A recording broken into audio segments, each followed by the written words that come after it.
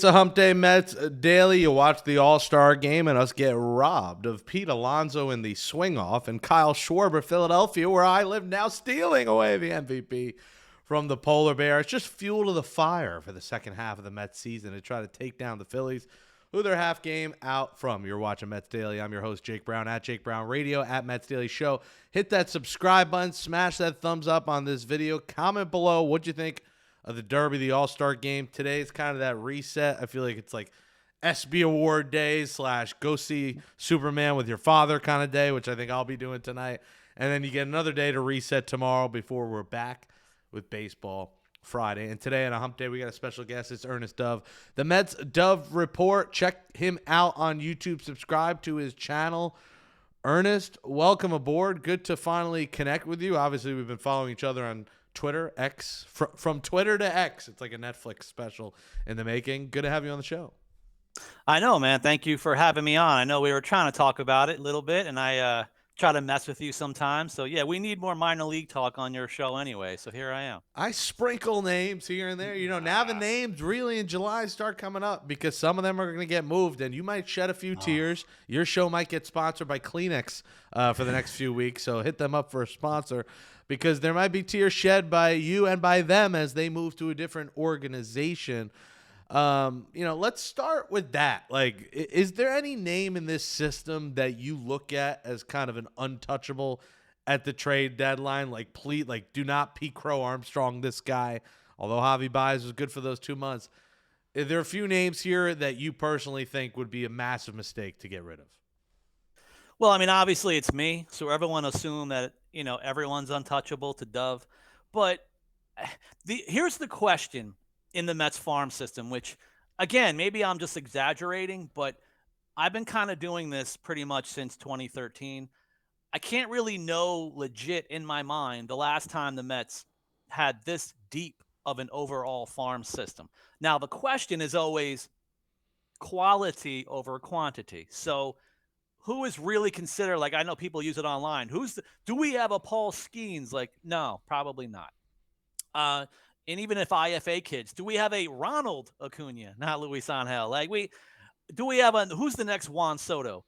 Which might be Elian Pena in about 6 years. We could like pray and dream. But right now, honestly, without just over exaggerating it, some of the arms that I just think, or the bats that have the highest potential that the Mets need to hold on to based on the stats, based on the analytics, based on some of the organizational favorites with certain people, with my wonderful quote unquote sources, I would think some of the obvious names that would seem a version of untouchable would probably start with the pitching before anything. So I can't name all of them, of course, to keep. I would say that a Nolan McLean and a Jonah Tong, they could be two of those pitchers. Do you really want to risk that version of their ceiling at this point? As far as I know, rechecking the stats, Jonah Tong might lead all of minor league baseball in strikeouts right now. And then you have a Nolan McLean.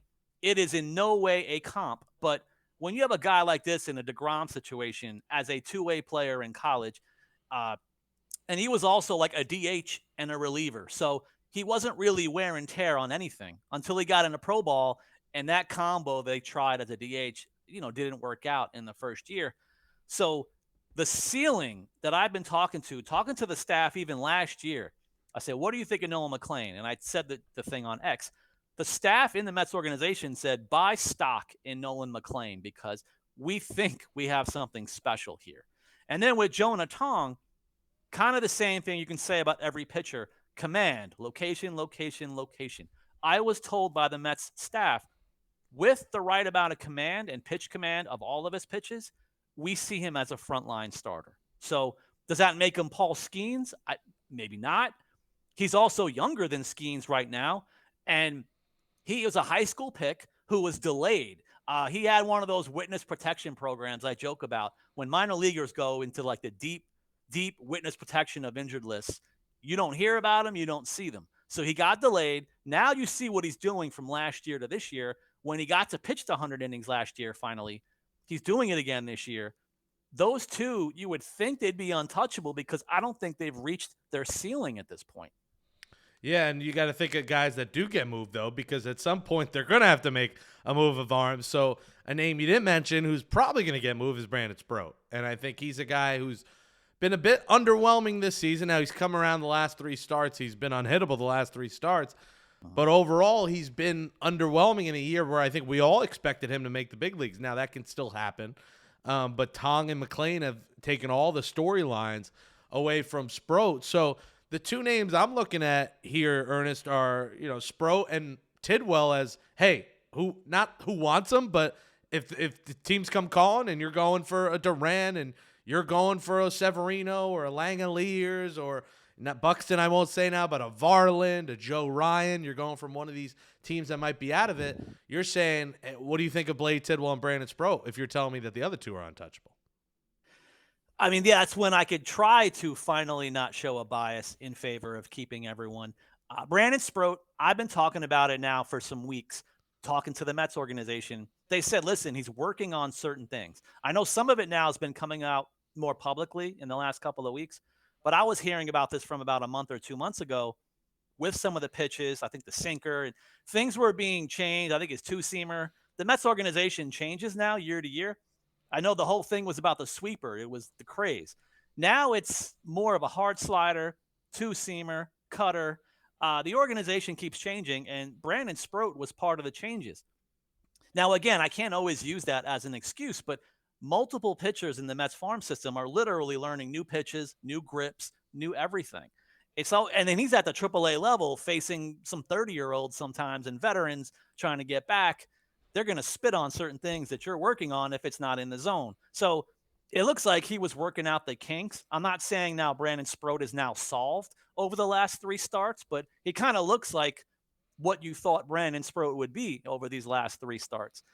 With the command now continuing to improve, if he gets 98 plus still, he could still be that guy, but there you go. So now when you talk about depth, if you have McLean, you have Jonah Tong, you have other versions of pitchers that are almost similar-ish to Sproat and Tidwell. Because again, last year, these were the guys. Tong and McLean were like, oh man, they look really good. But there was always about maybe Vassell, Tidwell, Sproat. And now the names are changing. Some are already gone. So I would think you still have to believe in Tidwell's stuff. And you see it all the time, even with the Mets organization. Every week they're grabbing another reliever off the heat bin based on some form of analytics that they're reading. I think a lot of organizations are going to love the idea of Sproat for sure. And they're probably still going to love Tidwell. And even from a bat perspective, I've been back and forth on this, and I don't want to just say I like more players better than the other. I would think Jet Williams is going to be made available too at the right price. Because again, is he a future PCA that we have to not mention? How good are some of these top 5 Mets prospects in the grand scheme of things as far as comparing them to themselves within the top 30? How much of a gap is there, and what do you really lose if you part with a Sproat and a Jet Williams? On paper, that's like 2 of the top 3 prospects in the organization. People like me are going to be sad, but what are you getting in return, and who are the backups that next man up on the farm system? First, it was between Acuna and Jet, and then now we're seeing Acuna at the major league level. People have a lot of thoughts immediately on Acuna since he's been here. They're probably going to do the same thing like always on Mets Twitter. If a guy like Jet Williams, who has a bit more of a hit tool, looking and even more plate discipline than Acuna for sure. But if you part with those guys, I don't know if they'll turn into, all-stars. It might be worth the risk. Let's get into the offense as you brought it up, the bats. Again, you're watching Mets Daily. Jake Brown, Ernest Dove. Hit that, smash that thumbs up button. Subscribe to Mets Daily. Become a Mets Daily Insider. Just $5 a month for exclusive weekend video, exclusive watch party, and giveaway starting this month. Make sure you click that join button below and subscribe to Ernest Dove on YouTube at the New York Mets Dove Report and at Ernest Dove on Twitter. You mentioned Jet Williams. Now, right now, the Mets have Jet Williams ranked as their number 1 prospect. He's having a good year in Double-A. He's had a couple of injuries here and there, in his early career thus far. But this guy's stolen 26 bases. He's got an on-base of 396, 8 homers, 31 RBIs. He's probably still at least a year away What is your, it does feel like he's in every trade pack, like rumored trade package, like whatever, name that reporter, it's Jet Williams and someone else in a trade package for whoever it is. Do you look at him as one of the first names to go? And what do you think his ceiling is? Does he have like a player comparison to you in the big leagues? I mean, usually those kind of things now are always going to be about his height. So is he like the master plan of all ceilings to be an Altuve or I think a Pedroia? Um, but again, in different firms of comps, either way, what position is Jet Williams playing in the major leagues for the New York Mets? Because regardless of what people think for Luisangel Acuna right now, he gets to the majors and we're trying to figure out, okay, well, speed and glove are his values at this point. If he was hitting a lot, then what do you even do in the Mets organization? Now you have Beatty, Vientos, McNeil, Mauricio. So either way, the Mets are going to be making certain decisions. If you trade with certain teams, like the Rays or even the Marlins, uh, the Athletics, when you trade with certain teams like that, I'm wondering if they're going to go the current 26-man route and actually want one of those four and or comboing up like a Sproat and a Jet Williams because you have to play somewhere. Jet Williams all year, people are yelling at me like, why is he playing in the middle infield? I don't know. He plays shortstop maybe once every 2 weeks. So where is he playing? McNeil is still under contract. We mentioned the other three younger guys. You have to find a spot for him, which they could always find a spot. Acuna had a spot when he was hitting 300 for like a brief days and weeks last year. I just don't know if he's going to be in the Mets organization. Mm-hmm. Yeah, Jet has played short, second, and he's played some center field as well. So that's where he could actually help the Mets at center field because that's their weak position right now. Yeah, I mean, one of those four is going. I want to hear what you think. I think Ronnie Mauricio should be the one that stays. Like, if you were like, I got to keep one of these four guys, to me, I think Mauricio. People forget, and I always bring it up on here, he has 2 months of big league experience. It feels like longer, but because the injury mixed in, because the minor league time, he has 2 months of experience, and he already feels so much further along than a Beatty who's 4 years in. And Beatty got major at bats in the big leagues in the past years. So it's not like Beatty's just been here for a cup of coffee. So that's why I think Mauricio's speed, defense, versatility, power, exit velocity, and he hasn't even fully put on the Jets yet. I still feel like his knee's recovering a little bit. You haven't seen him steal as many bases. But I just feel like Mauricio letting him go, Ernest, would be a massive mistake by the Mets where, to me, I won't really lose an ounce of sleep if they traded a Brett Beatty. And that's the thing. Again, you talk about the thing of projections and ceilings. So with a guy like Mauricio, I think that's the one that scares everybody the most because Vientos was the hero in the playoffs. I still like Vientos' bat very much. I can't always just pigeonhole him and say, please just leave him as the DH. You see how the Mets and a lot of organizations use the DH anyway as a merry-go-round as it is. It may not even work long-term for a Vientos. Beatty was supposed to have more of a hit tool over Vientos. But Mauricio, again, not a comp, but what if you have if you look at like an Ahmed Rosario who's going on like a 10-year career at this point, still hitting over 270. But my thing is, guys like Rosario, guys like Javi Baez, which Mauricio has that form of power. Baez disappeared for a couple of years. Everyone laughed at the contract. And then here he is, back in an all-star form. What if he's some variation of a Ahmed Rosario with power, the current Ahmed Rosario, but with power, or the Javi Baez who's not hitting 200? If he can improve, because if Rosario can improve his on-base percentage, I would think Mauricio, who, by the way, I heard good things about his character a year or so ago. I think last year people were trying to spread rumors. I had a coach tell me straight up, they're lying. Mauricio's doing everything he can for the organization. That's why he was trying outfield. That's why he's trying second, short, third. And you see his glove is not something I was prepared for because Ronnie Mauricio in low A was an adventure. He was probably the minor league Pete Alonso at first base, which could make a lot of people laugh. So the improvements that Mauricio has made while always having a strong arm, but with those improvements, If he sees the ball a little bit better, we get the whole thing with the hit a breaking ball, Joe Boo with the get a doll or something. With those improvements, I would be scared that Ronnie Mauricio 2 years from now is hitting 30 home runs and batting at least 240, 250. That's going to freak people out if it's not on the Mets, and then we'll get all the posts and the retweets of how great he's doing just to laugh at the LOL Mets. Yeah, I mean, I fear it. I like the way he plays the game. The one other, Acuna we mentioned. What do you think about him? I've been on the Acuna Matata train. I just love that he steals bases and he plays elite defense, but he's hit for no power, no extra base hits. He's basically a singles hitter, late game pinch runner, and a defensive guy.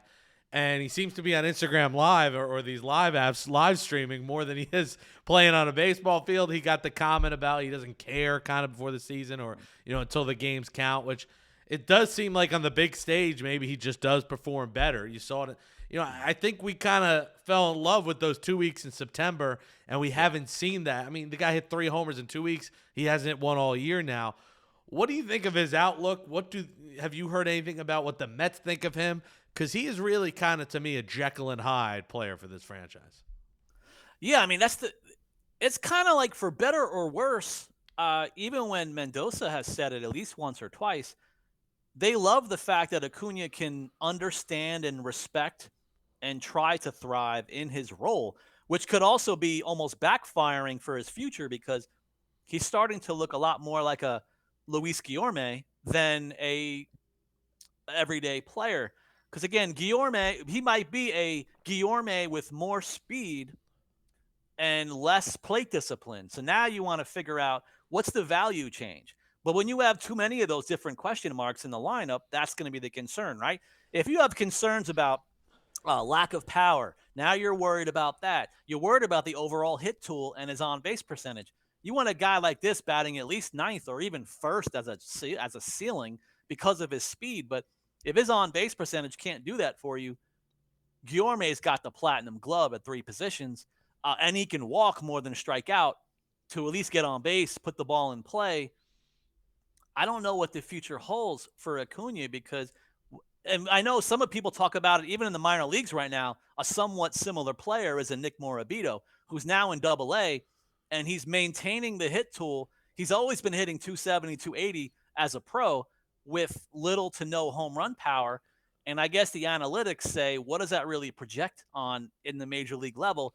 So if this is who Acuna is, if he's not going to hit any home runs and he's going to kind of plunk the ball here and there, unless he plunks it like McNeil, I don't know if he can be an everyday player, but he's still young. But when does he tap into some form of doubles power or get the triples by hitting it hard enough?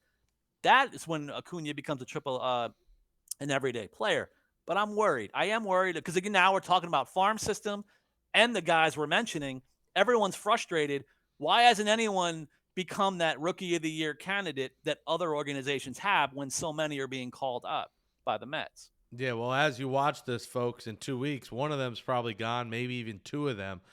It's hard to give up on Mark Vientos so soon. Now, I get it. He really is just a DH. His defense leaves much to be desired, but, he was your postseason hero. He had a great year. And, Corbin Carroll went through a sophomore slump as well. And look at him now. He's one of the faces of Major League Baseball. So, not saying Mark Vientos will be that, but your hope is that Mark Vientos can be a consistent 25 and 80, 30 and 80 kind of player.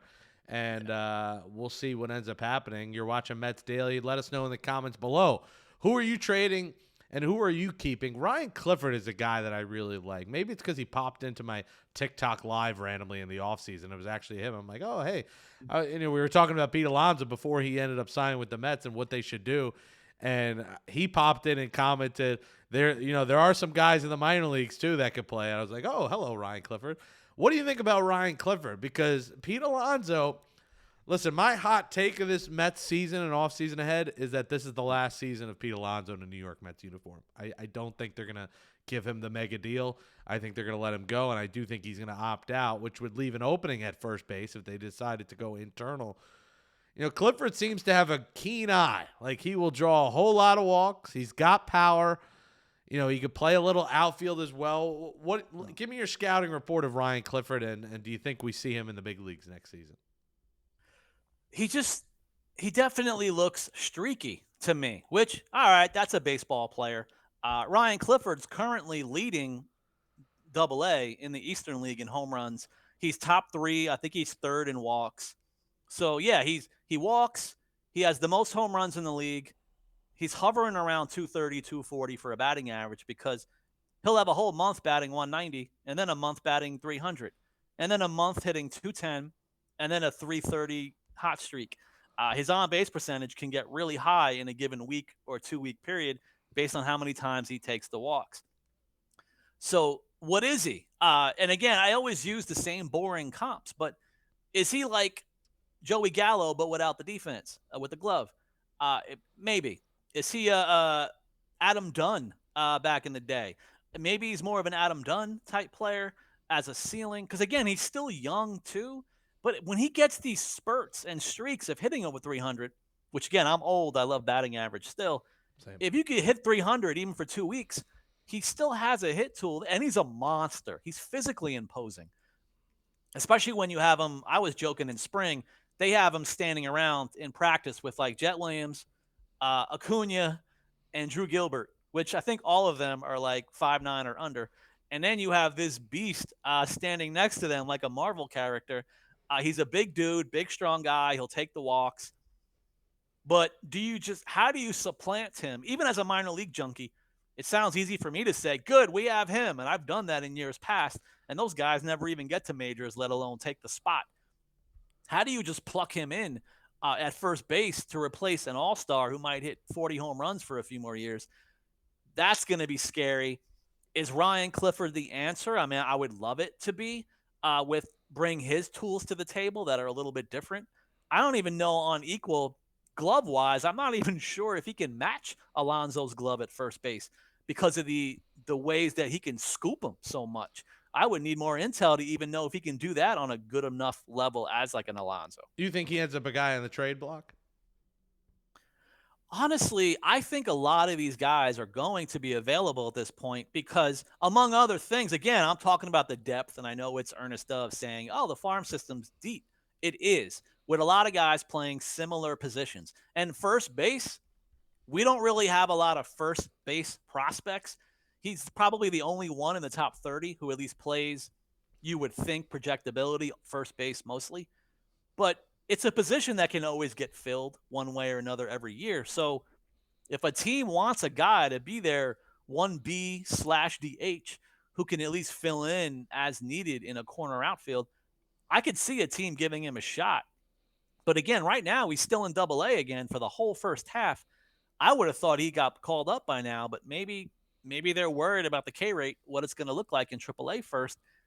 So I'm sure there's a method to the madness with all these guys, but I'd be worried that you want to keep so many guys, but if they're all in AA, AAA, there's nowhere else to go. Now the farm system is full of arms, especially. We could talk about command issues with pretty much half of the farm system, but we got a lot of high K rates, high spin rates. The bats are more younger than older in the system right now, though. Yeah, you mentioned about getting called up, and you're surprised not getting called up. I think we're all surprised a guy like Nolan McLean hasn't got the call yet. They went with a month of bullpen games, essentially. Now it's too late. You got Manaea and Senga back. I still think there's a point that they will, because I do think Clay Holmes will hit an innings limit. He's going to go to the bullpen. I think they're probably going to send Paul Blackburn to the moon. Like, I don't think Paul Blackburn makes another start in a Mets uniform. And we'll see if Frankie Montes has been serviceable now. He's their number 5, which I think is where you want him. But we'll see if he stays in the rotation as well. And you got to make sure Manaea and Senga and, Eve Peterson, these guys end up healthy. If one goes down, I think they're at the point second half of the season now. They're done bullpen games. Okay, it's McLean time. Do you think they haven't done it because they worry about the one and done and stunting development if he gets rocked? Do you think they're worried that his trade value sinks if he comes up here and has a stinker, kind of like Blade Tidwell did in that first game of the doubleheader when he first got called up? What is the reasoning? Because I think, I have no hair left to lose, but people are pulling their hair out over the fact that McLean and even Sproat to this point, who's been good. Like, I thought the Subway Series weekend was the perfect weekend for Sproat or McLean, and they didn't do it. What is your reasoning? Well, it also felt worse I had to be that guy in like back-to-back nights while the Mets are like losing, struggling. They have Hageman or whoever giving up 5 runs, and then Ernest Doves on Twitter X like, oh, final line on McLean, 6, 7 shutout innings, and then 6 shutout innings for Sproat. But I know I would assume that Blade Tidwell, he got the nod first because he had the most experience at the AAA level. So one way or another, they know the inconsistency was there with Tidwell, but he had the experience. He has elite stuff. He got the call first, and now, of course, there's nothing you can do because now he's on the 40 man. You can't take him off. So it now you got to work with him back and forth with the options. I don't know if that's really the reason. Like I don't know if a couple of weeks ago Stearns with his staff got together, they may have said, okay, we think Senga and Manaya are doing really well. They're going to be back soon with Rayleigh. I don't know, maybe if they medically miscalculated because it turned into almost 2.5 weeks. So that spot start became what would have been 3 by now. You'd be an everyday rotation guy. So that's my thing. Maybe they were thinking these guys were going to come back maybe even some days or a week earlier medically, or they're just worried about the 40 man because we are an absolute merry-go-round. You have to check the Mets transaction page every day before the game because there's 2 or 3 arms being shuffled. It's So musical maybe the chairs. It's Mets. musical chairs with these arms right now. So I guess honestly, if you call up McLean or Sproat now you're quote unquote stuck. You can option them, but you can't DFA them. So the Mets are still using DFA arms just to get through those 2 weeks. But my thing is for the second half, okay, let's pray that Senga and Manaya can just pitch normal. I still don't know because of them, and I don't know. They probably still going to need a 6 man rotation anyway. So even if you project out, and I've seen it online, like we're good now. At least we have our 5 arms.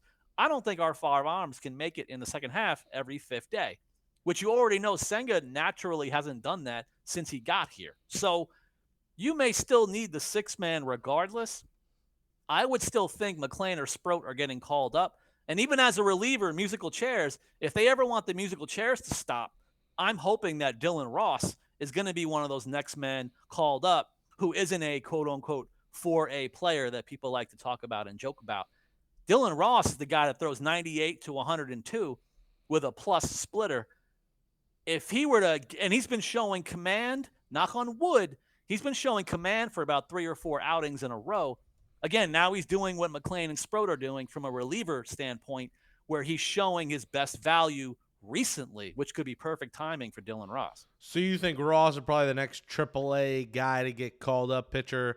He is having a great year, 53 strikeouts in 30 innings. They love that with Pintaro, the guy with the high strikeout rate. Pintaro looked a little bit scared, a little bit shook when he came up here.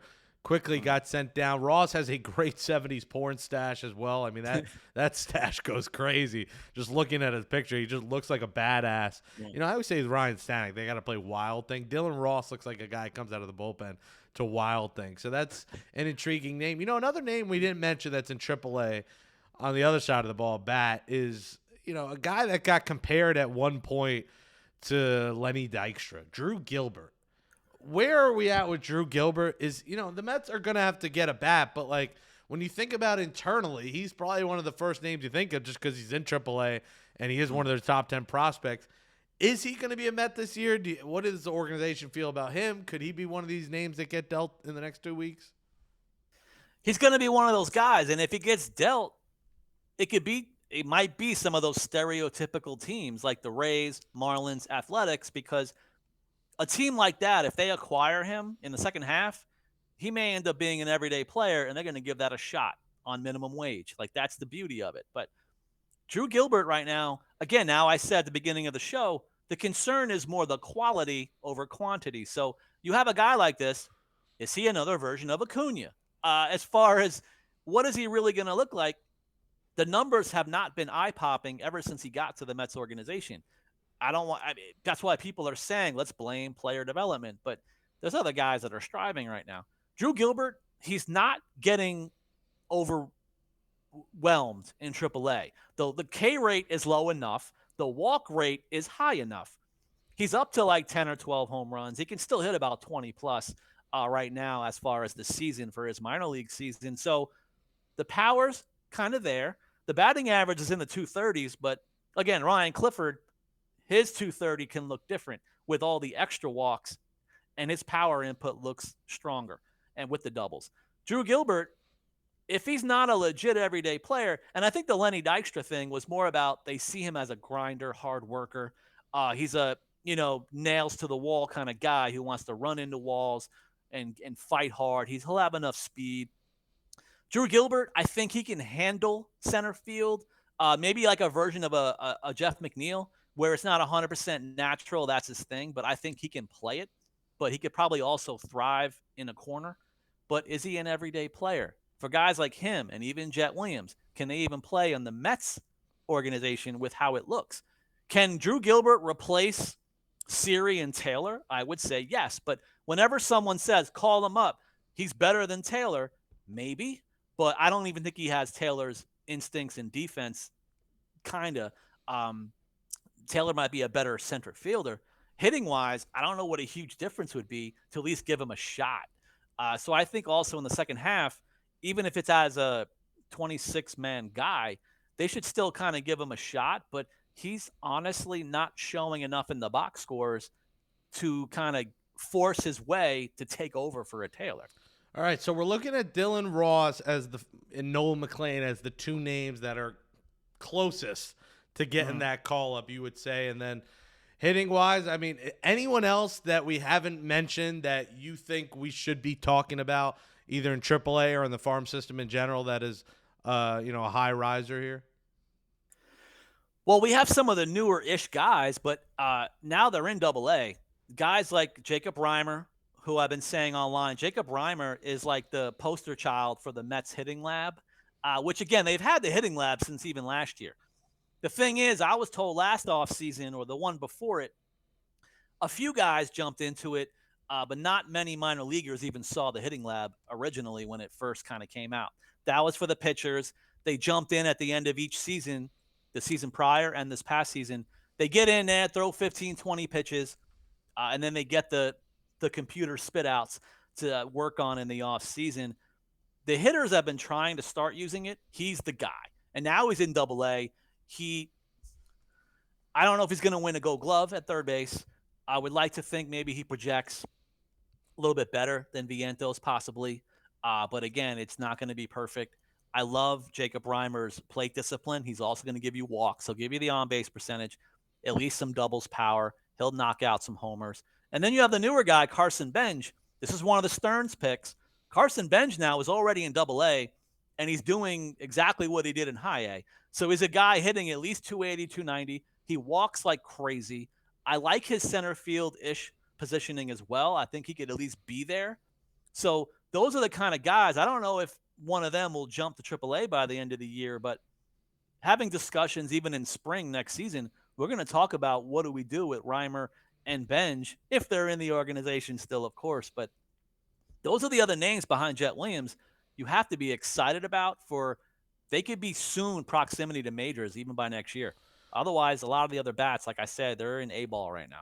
Yeah, Benj, 302 average, 444 on base through 13 games so far. So he's been good. He's now up to number 3. He's a top 3 Mets prospect already. So they got some guys, but not all of them are going to be here in 2 weeks. So we'll see. We'll find out who stays and who goes. It's going to be trade deadline musical chairs.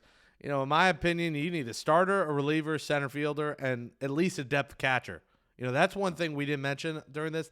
They're catching depth in this organization with Parada not being who I think they thought he would be is tragic. And if Alvarez doesn't pan out here, if he doesn't come up, and I think they bring him back up Friday, 8 homers, 13 games, AAA. I think there was a contractual stipulation by keeping him down as long as they did. They gained a year of control on Alvarez. So that always plays a part, even though you thought that was like a Will Pontian thing to do get the guy's clock started, but it does affect trades. Like if guys have options, that might be more appealing to teams in a trade. So, lastly, what about catcher? Like, are you also worried that, if Alvarez doesn't pan out, who the hell's catching internally with this franchise? Because as nice of a story as Hayden Sanger is, he's not a major league catcher. I love Hayden Sanger, and so do pretty much every minor league pitcher who's ever thrown to him. So that's the respect that he earned and deserved through his hard work.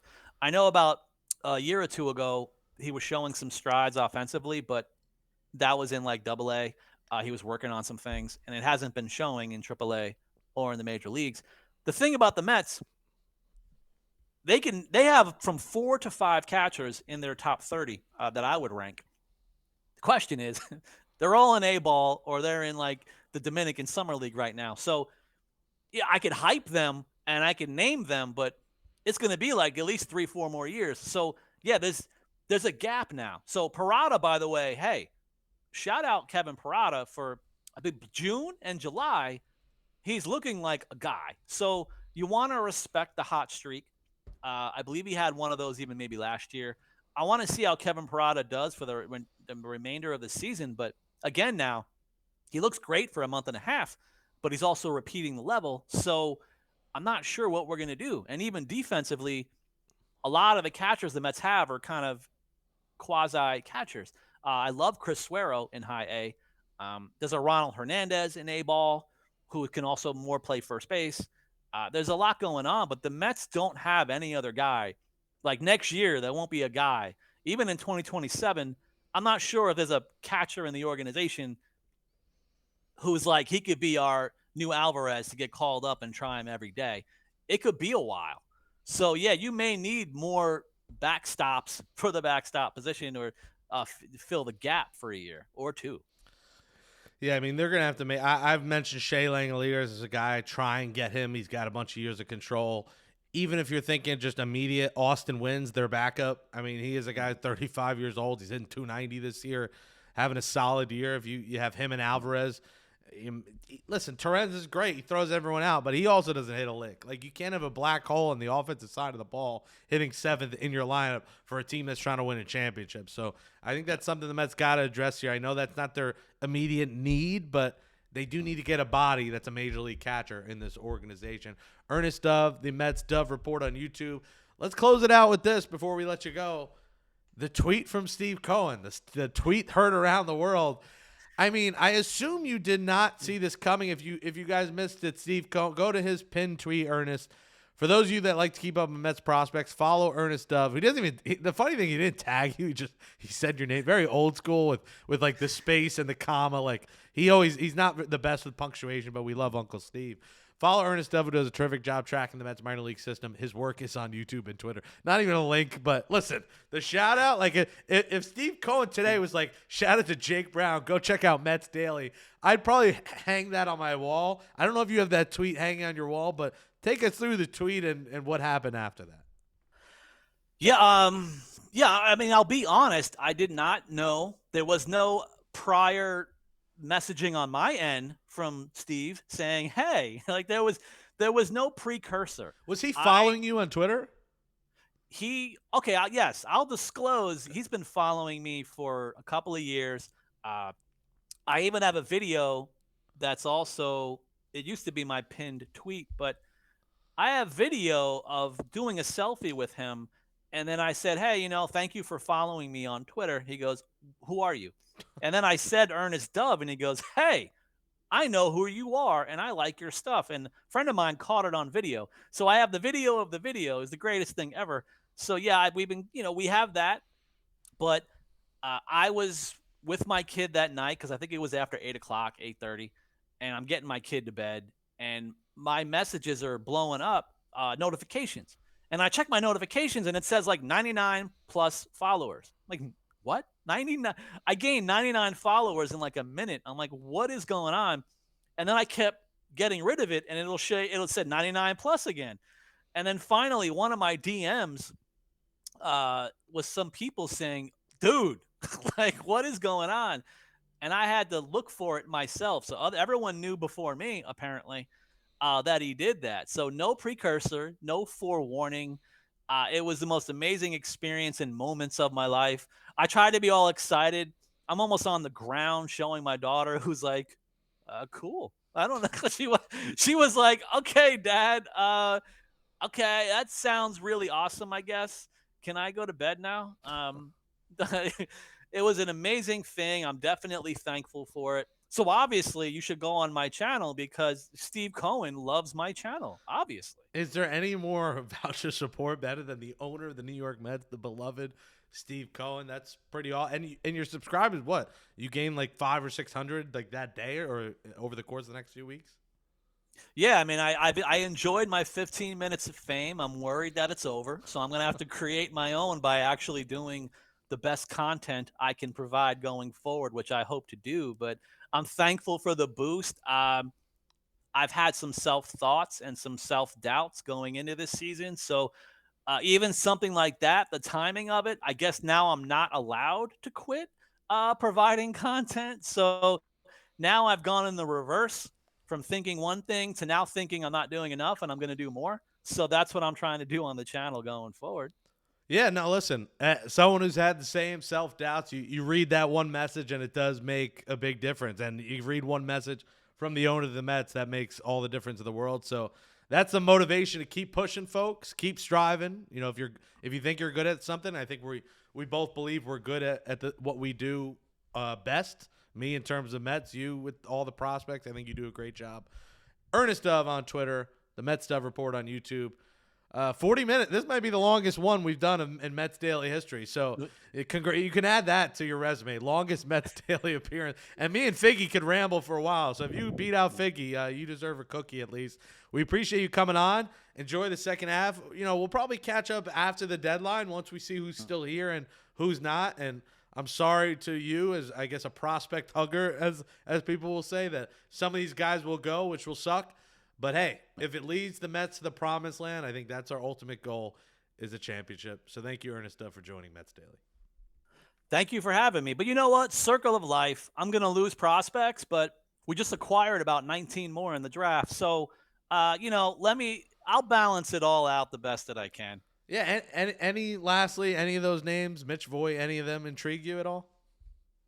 I mean, the main things to say is, and it sounds whatever, maybe even cliche, these are Stearns guys. It makes sense.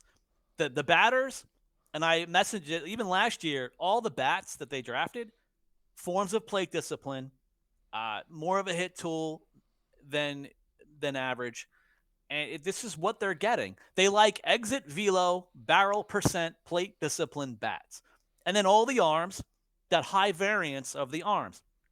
They're going to have command issues. They're going to have high K rates and high spin rates and all analytical fanciness because the Mets organization in the last year or two, they improved all of that stuff behind the scenes. Again, we talk about hitting lab, pitching lab, but overall, there's other things even the scouting departments can use now in amateur scouting.